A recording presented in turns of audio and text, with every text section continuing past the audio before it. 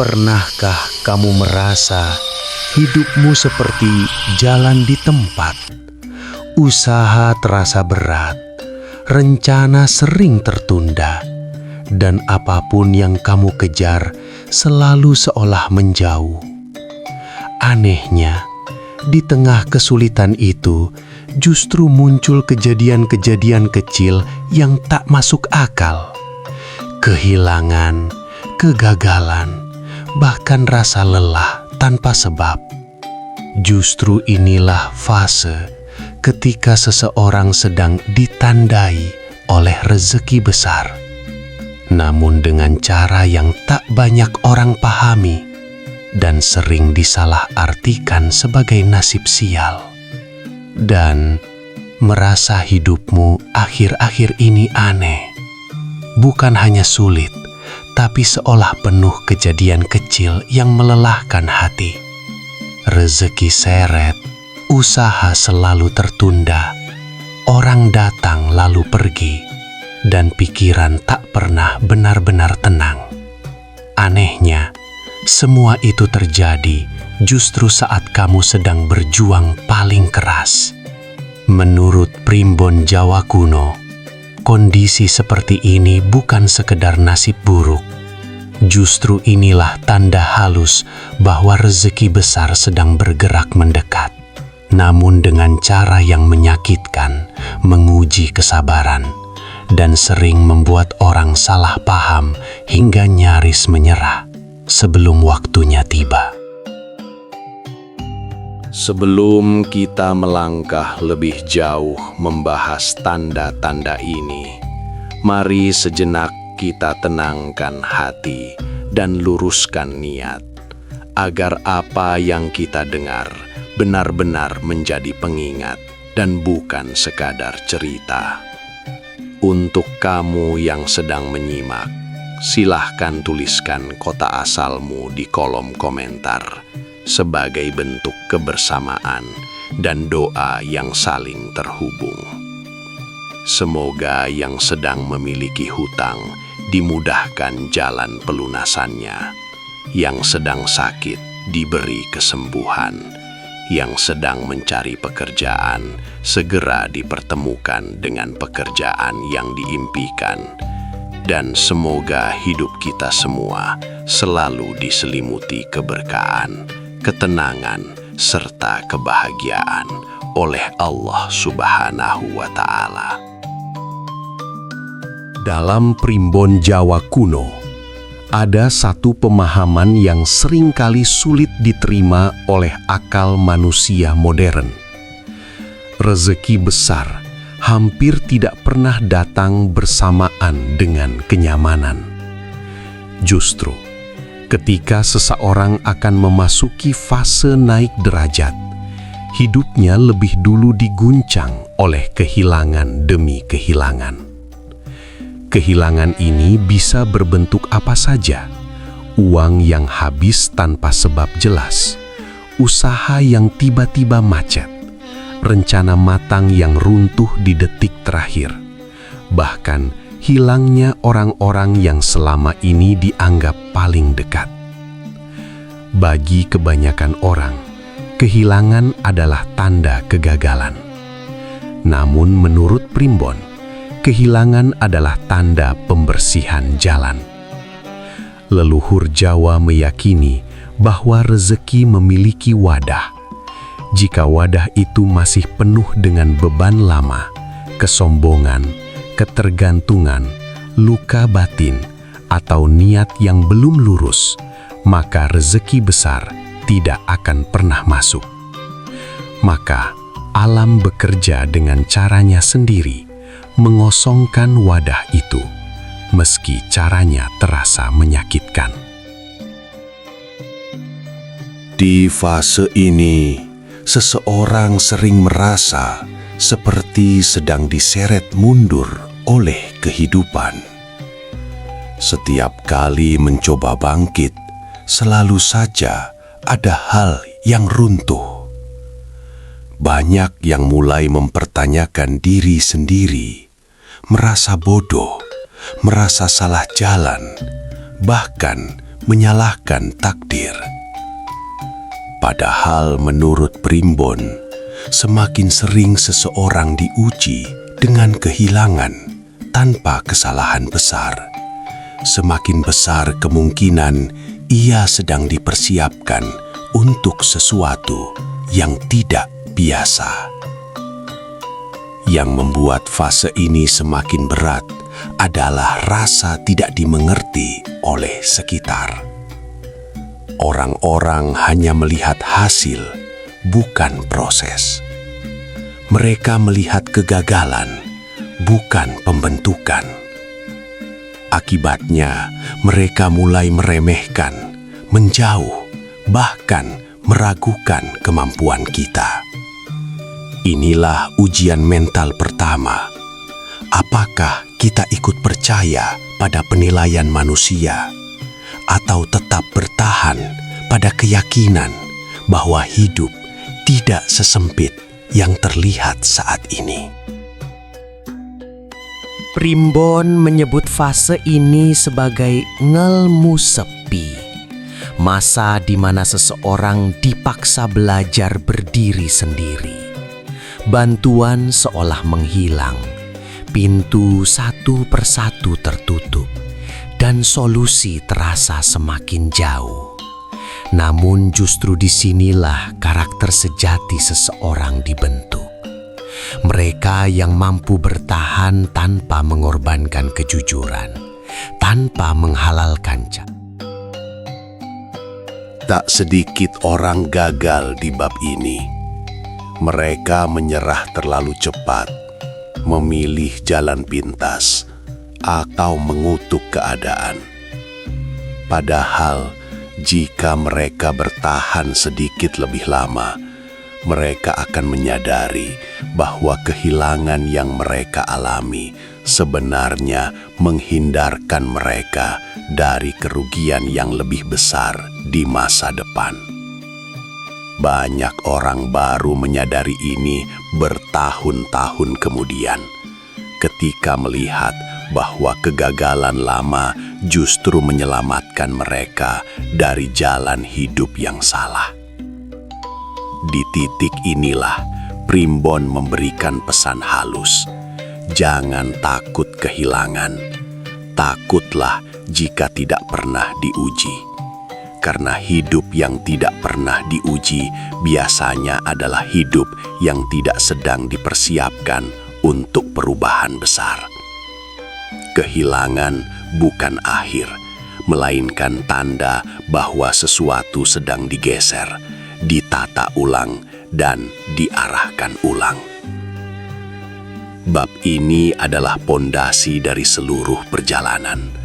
Jika seseorang mampu melewati fase kehilangan tanpa kehilangan iman, tanpa kehilangan akhlak, dan tanpa kehilangan harapan, maka menurut Primbon Jawa, ia telah melangkah satu langkah lebih dekat menuju rezeki yang bukan hanya besar secara materi, tetapi juga menenangkan secara.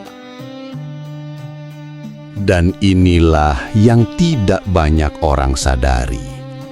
Rezeki yang dikejar oleh kehidupan bukan sekadar uang, tetapi keteguhan hati yang membuat seseorang mampu menerima apapun yang akan datang berikutnya.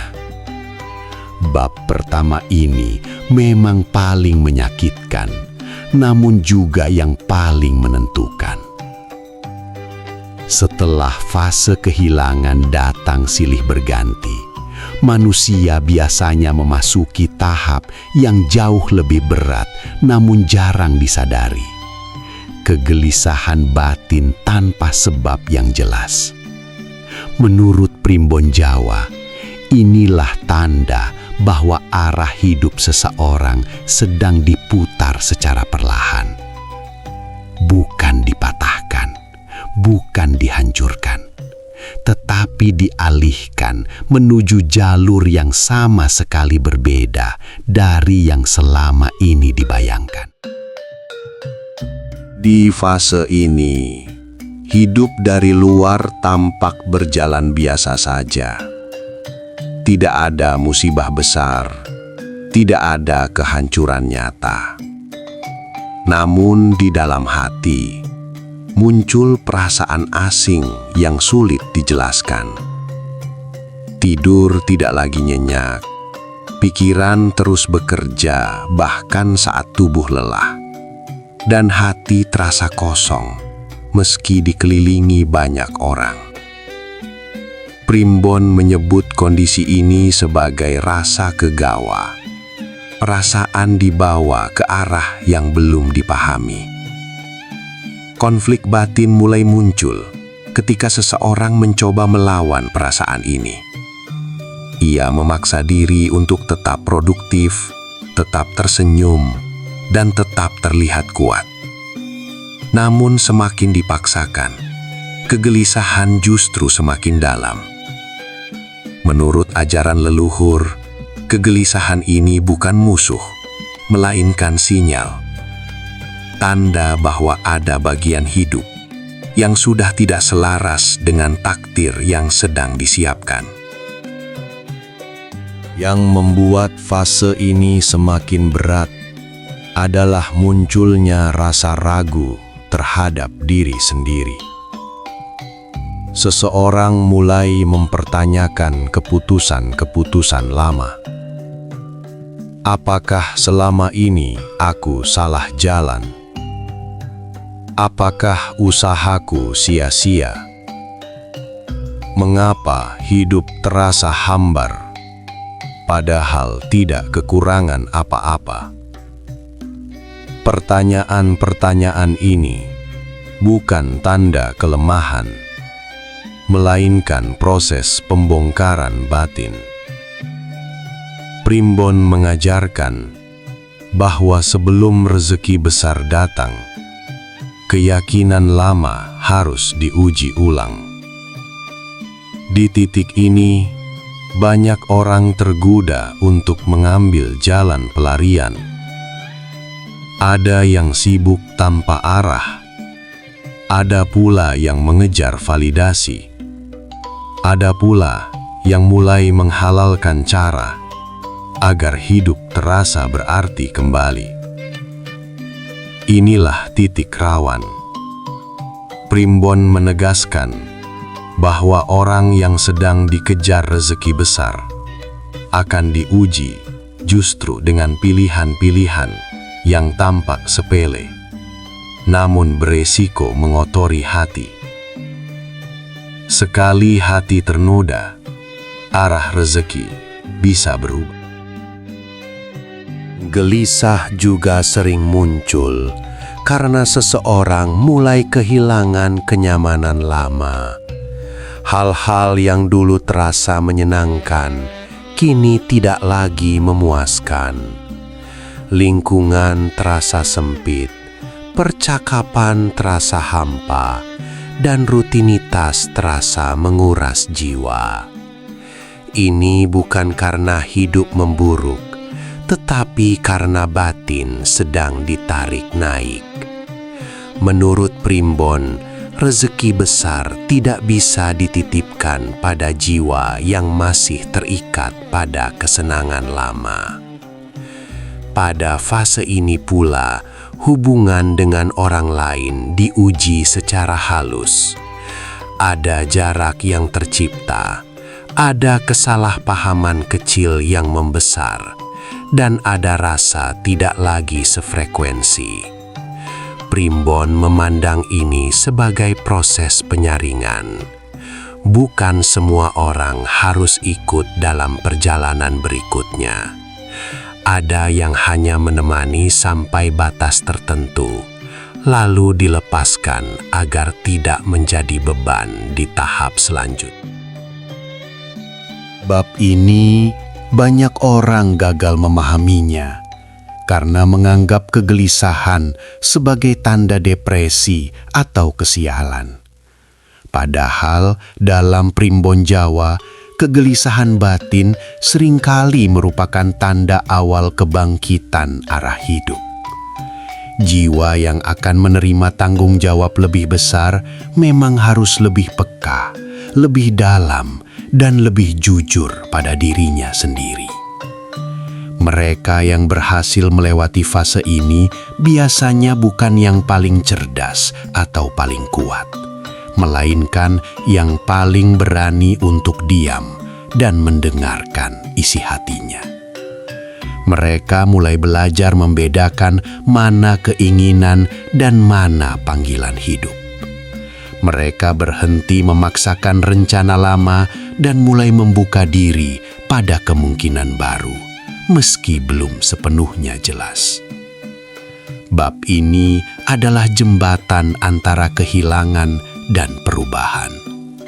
Jika bab pertama mengosongkan, maka bab kedua mengguncang fondasi batin. Tujuannya bukan untuk merobohkan, melainkan untuk memastikan bahwa apa yang akan dibangun di atasnya benar-benar kokoh. Dan menurut Primbon, siapapun yang mampu melewati kegelisahan ini tanpa kehilangan kejujuran dan iman, berarti sudah selangkah lebih dekat dengan rezeki yang sedang mengejarnya diam-diam. Menurut Primbon Jawa, ketika seseorang benar-benar sedang didekati rezeki besar, ujian tidak lagi datang dalam bentuk kesulitan materi, melainkan melalui orang-orang terdekatnya sendiri.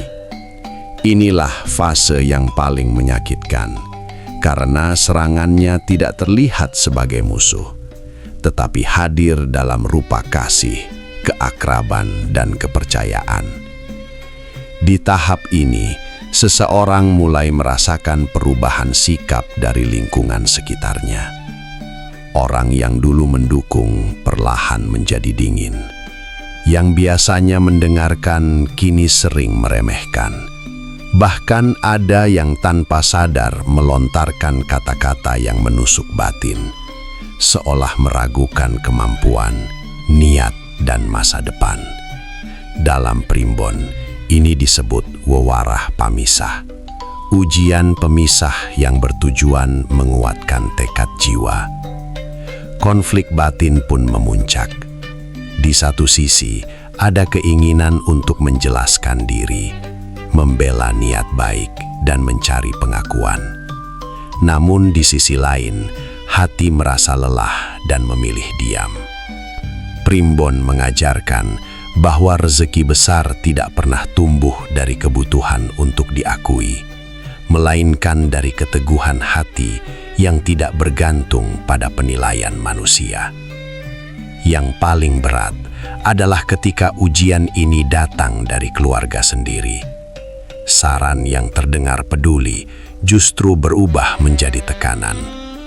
Pertanyaan sederhana seperti, "Sampai kapan kamu seperti ini?" Atau, "Kapan hidupmu berubah?" mampu melukai lebih dalam dibanding hinaan orang asing. Primbon menyebut fase ini sebagai cobaan rasa, saat kesabaran diuji bukan oleh kekurangan, tetapi oleh rasa tidak dipahami. Banyak orang gagal di bab ini karena membiarkan luka batin berubah menjadi kemarahan. Ada yang mulai membalas dengan sikap kasar, ada yang menjauh dengan kebencian, bahkan ada yang memutuskan hubungan secara emosional.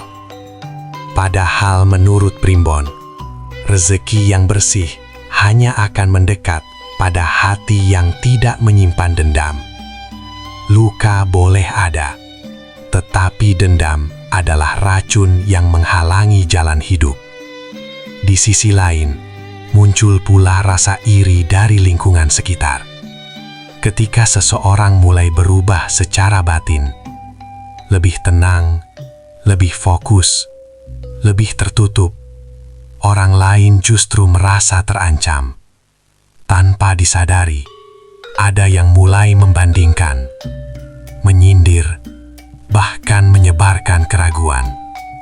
Primbon menegaskan bahwa iri hati sering muncul bukan karena keberhasilan yang tampak, tetapi karena perubahan yang tidak bisa ditiru.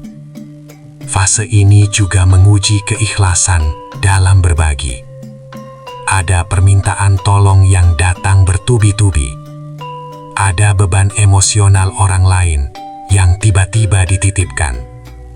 Jika tidak hati-hati, seseorang bisa tenggelam dalam masalah yang bukan miliknya.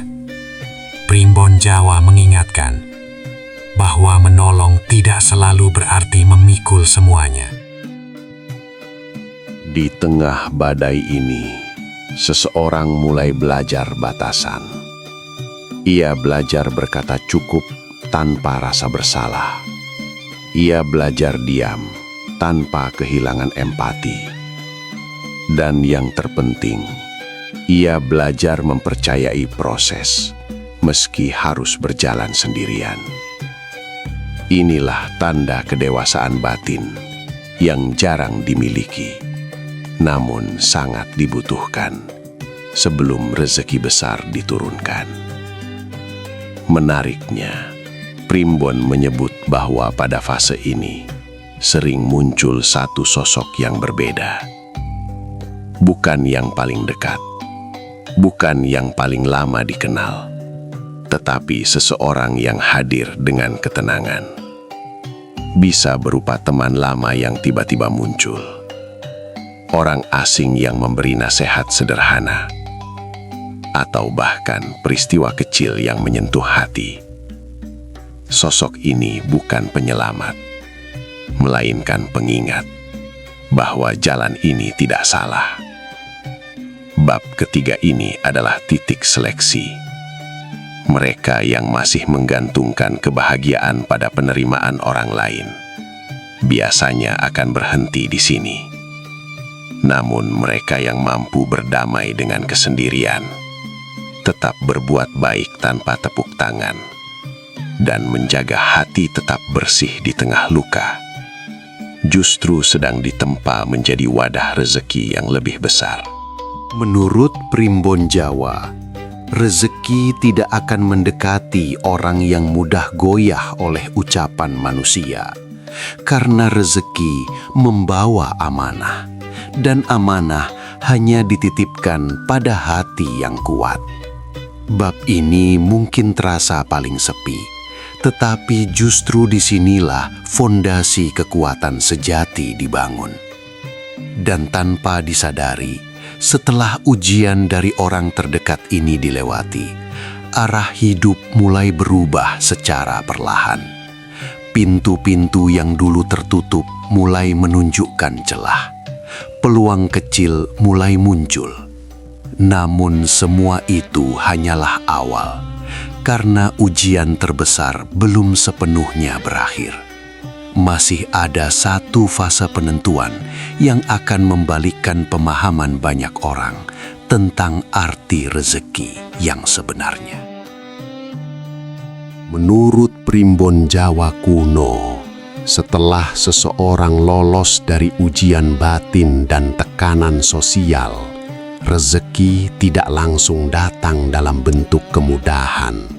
Justru sebaliknya, ia hadir melalui jalan yang tidak pernah diharapkan, bahkan sering ditolak oleh logika dan ego manusia. Inilah fase paling membingungkan, sekaligus paling menentukan. Di tahap ini, seseorang mulai dihadapkan pada pilihan-pilihan yang terasa janggal. Tawaran datang dari arah yang tidak pernah dipertimbangkan. Kesempatan muncul dari bidang yang tidak sesuai rencana hidup. Bahkan kadang, rezeki muncul dari peristiwa yang awalnya dianggap kegagalan. Dalam Primbon, fase ini disebut pambelokan nasib, yaitu ketika jalan hidup sengaja diputar agar hati tidak bergantung pada satu arah semata. Banyak orang gagal di bab ini karena terlalu setia pada rencana lama. Mereka menolak peluang baru karena tidak sesuai harapan, gengsi, atau takut dicap mundur.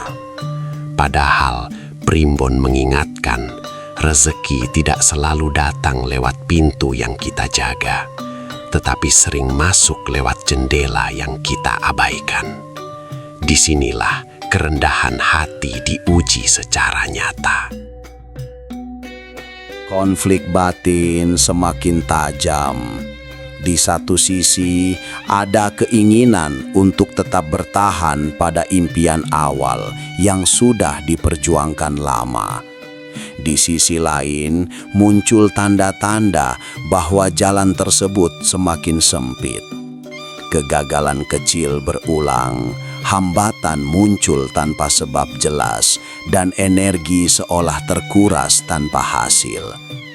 Ini bukan kutukan, melainkan isyarat agar seseorang berani mengubah arah.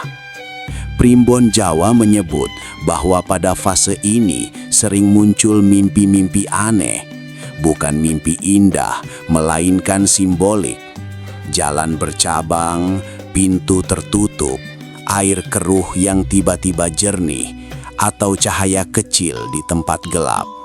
Semua itu adalah pesan batin bahwa arah baru sedang dibukakan, meski belum sepenuhnya bisa dipahami oleh akal. Yang menarik, rezeki pada fase ini sering hadir dalam bentuk yang sangat sederhana.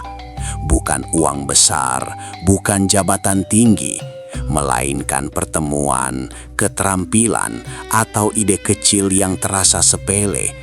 Banyak orang meremehkannya karena tidak langsung mengubah keadaan. Padahal menurut Primbon, rezeki besar hampir selalu diawali oleh hal kecil yang dijalani dengan kesungguhan. Disinilah ujian kesabaran mencapai puncaknya. Seseorang dituntut untuk bekerja tanpa jaminan, melangkah tanpa kepastian, dan percaya tanpa bukti nyata. Lingkungan sekitar kembali meragukan. Ada yang berkata, "Mengapa memilih jalan itu?" Atau, "Bukankah itu hanya membuang waktu?" Namun, Primbon menegaskan, suara manusia seringkali paling bising justru ketika petunjuk sejati sedang datang dengan lembut. Fase ini juga menguji keikhlasan dalam melepaskan masa lalu. Ada kebanggaan yang harus diturunkan. Ada identitas lama yang perlu dilepas. Bukan karena salah, tetapi karena sudah selesai tugasnya. Dalam Primbon Jawa, rezeki baru tidak akan masuk jika wadah lama masih penuh oleh cerita lama. Melepaskan bukan berarti kalah, melainkan membuka ruang. Banyak orang merasa sendirian di bab ini. Jalan yang diambil tidak dipahami siapapun. Bahkan diri sendiri sering ragu. Namun, justru dalam kesendirian itulah intuisi menguat. Hati menjadi lebih peka. Doa menjadi lebih jujur, dan hubungan dengan Tuhan terasa lebih dekat. Primbon menyebut kondisi ini sebagai sepi ing pamrih, bekerja tanpa pamrih duniawi. Secara perlahan, tanda-tanda mulai terlihat. Kesempatan kecil berulang datang. Orang-orang tertentu terus muncul. Pintu yang sebelumnya tertutup mulai longgar. Meski hasil belum besar, ada rasa tenang yang tidak pernah ada sebelumnya. Ini adalah sinyal bahwa arah yang dipilih tidak salah, meski belum ramai oleh hasil. Namun, bab 4 bukan akhir. Justru disinilah banyak orang terlena. mengira perjalanan sudah selesai. Padahal Primbon mengingatkan, rezeki besar tidak datang saat seseorang merasa aman, melainkan saat ia siap menanggung konsekuensi yang lebih besar. Fase berikutnya akan menguji bukan lagi kesabaran atau keberanian, tetapi kejujuran hati terhadap tujuan hidup itu sendiri. Dan tanpa disadari, semua pilihan aneh, semua jalan yang dulu dianggap salah arah, sedang mengantarkan seseorang menuju satu titik penentuan. Sebuah fase yang akan membalik makna penderitaan, mengungkap siapa yang sungguh-sungguh dikejar rezeki, dan siapa yang hanya mengejar bayangannya sendiri. Menurut Primbon Jawa kuno, fase terakhir sebelum seseorang benar-benar dinaikkan derajatnya bukanlah saat ia berjuang paling keras, melainkan saat ia berhenti menggenggam terlalu kuat. Inilah bagian yang paling sering disalahpahami. Banyak orang mengira menyerah berarti kalah, padahal dalam Primbon ada perbedaan halus antara menyerah dan berserah. Di tahap ini, seseorang biasanya berada pada titik paling sunyi dalam hidupnya. Bukan karena tidak ada orang di sekitar, tetapi karena harapan duniawi mulai terasa hambar. Ambisi yang dulu membara kini melemah. Keinginan untuk membuktikan diri perlahan padam. Bukan karena putus asa, melainkan karena lelah bertarung dengan takdir versi diri sendiri. Primbon menyebut fase ini sebagai pungkasan rasa. Saat hati tidak lagi memaksa semesta untuk mengikuti kehendaknya. Anehnya, justru di titik inilah ketenangan yang selama ini dicari mulai terasa. Seseorang masih bekerja, masih berusaha, tetapi tanpa beban berlebihan. Tidak lagi menghitung siapa yang meremehkan. Tidak lagi sibuk membandingkan diri dengan orang lain. Plot twist besar dimulai dari sini. Rezeki yang datang tidak selalu berupa uang tiba-tiba atau keberhasilan instan. Ia hadir dalam bentuk perubahan posisi batin. Cara pandang berubah. Hal-hal kecil terasa cukup. Luka lama tidak lagi perih. Dan tanpa disadari, ketika hati berhenti meminta dengan terpaksa, semesta mulai memberi dengan sukarela. Primbon Jawa mengajarkan bahwa rezeki sejati bukan hanya tentang memiliki, tetapi tentang kesiapan menerima amanah. Di fase ini, seseorang sering mendapatkan kepercayaan. Orang mulai datang untuk meminta pendapat, menawarkan kerjasama, atau sekadar berbagi cerita. Dulu diabaikan, kini didengarkan. Dulu diremehkan, kini diperhitungkan. Yang mengejutkan, rezeki sering datang dari arah yang benar-benar tidak diduga. Bisa berupa panggilan lama yang dulu tidak dianggap penting. Bisa juga hasil dari pekerjaan kecil di bab 4 yang tiba-tiba berkembang besar. Bahkan ada yang mendapatkan peluang justru saat ia sudah tidak mengejarnya. Primbon menyebut ini sebagai balik arah nasib, ketika hasil datang setelah pamrih dilepaskan. Namun twist terbesar bukan pada datangnya rezeki, melainkan pada kesadaran baru yang lahir bersamanya. Seseorang menyadari bahwa semua kesulitan di masa lalu bukan untuk menghancurkan, melainkan membentuk wadah batin agar tidak bocor saat rezeki besar dititipkan. Tanpa luka, seseorang akan sombong. Tanpa sepi, ia akan lupa diri. Primbon Jawa dengan tegas menyatakan, Banyak orang gagal bukan karena kurang usaha, tetapi karena tidak siap secara batin. Rezeki yang datang terlalu cepat pada hati yang rapuh justru akan menjadi bencana.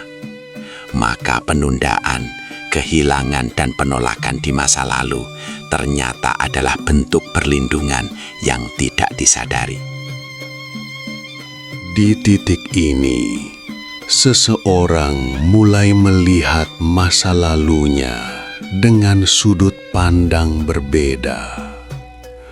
Pengkhianatan menjadi pelajaran.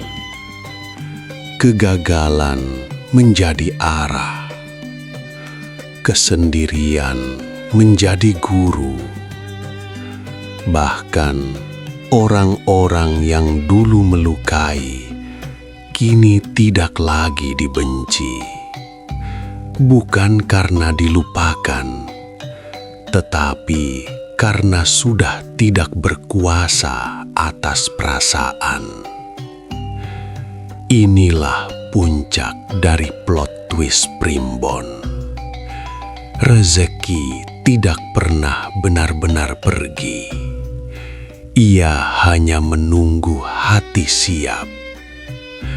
Ketika hati sudah tidak mengejar dengan nafsu, tidak takut kehilangan, dan tidak silau oleh pengakuan, maka pintu-pintu terbuka tanpa perlu didobrak.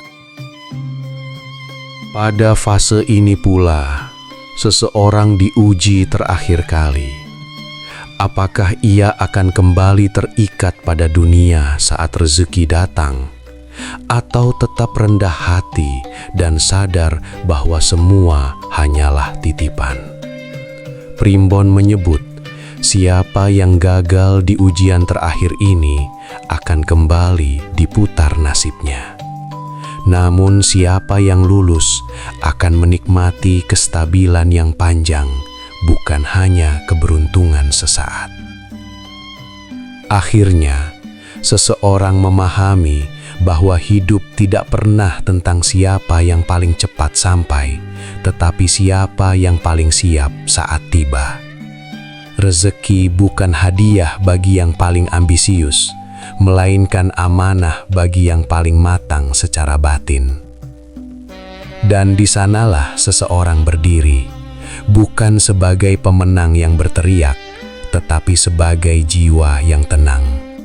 Tidak lagi dikejar rezeki, karena ia dan rezekinya kini berjalan beriringan dalam ritme yang telah ditentukan oleh Yang Maha Mengatur. Dari seluruh pembahasan ini, kita belajar bahwa seberat apapun fase hidup yang sedang kita jalani, semua tidak pernah lepas dari kehendak dan kasih sayang Allah Subhanahu wa Ta'ala.